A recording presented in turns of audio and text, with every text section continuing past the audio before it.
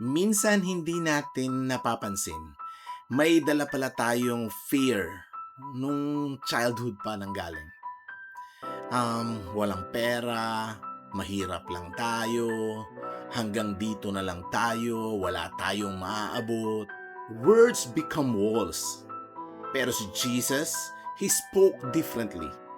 He talked about mustard seed na sobrang linggit, seeds moving mountains, about impossible things becoming possible, about faith.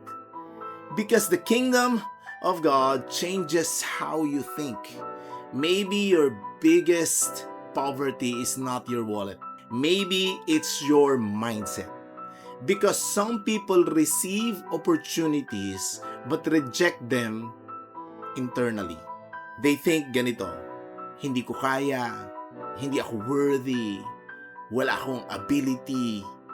But the King of the universe calls fishermen, tax collectors, ordinary people, then transforms them into world changers. Why? Because heaven sees potential differently. So today, ask yourself, ano ba talaga ang meron ka?